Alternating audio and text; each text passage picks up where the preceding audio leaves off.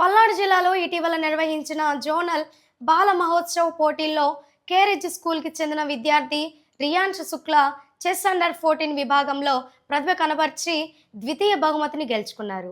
School విద్యార్థులు విశేష ప్రతిభ కనబర్చారని principal G Barnabas తెలిపారు. ఈ పోటీల్లో విజువలైజేషన్ విభాగంలో 5వ తరగతి విద్యార్థి మోహిత్ ప్రథమ బహుమతి, 6వ తరగతి విద్యార్థి లోహిత్ ద్వితీయ బహుమతి సాధించారు. జూనియర్స్ విభాగంలో 3వ తరగతి విద్యార్థి ఓం విహాన్ ప్రథమ బహుమతి, 2వ తరగతి విద్యార్థి ఎన్ హిమాంష్ కన్సోలేషన్ ప్రైజ్ గెలుచుకున్నారు అని ఆయన పేర్కొన్నారు.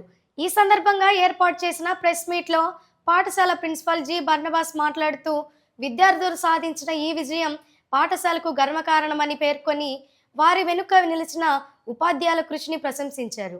పాఠశాల చైర్మన్ నాతాని వెంకటేశ్వర్లు మాట్లాడుతూ కేరిజ్ స్కూల్లో విద్యార్థుల సమగ్ర అభివృద్ధికే ప్రథమ ప్రాధాన్యత ఇస్తామని తెలిపారు. ఈ కార్యక్రమంలో పాఠశాల డైరెక్టర్ కోమటనేని నాసరయ్య, క్యాంపస్ ఇన్ఛార్జ్ కోట బాపూజీతో పాటు ఉపాధ్యాయులు, విద్యార్థులు పాల్గొన్నారు.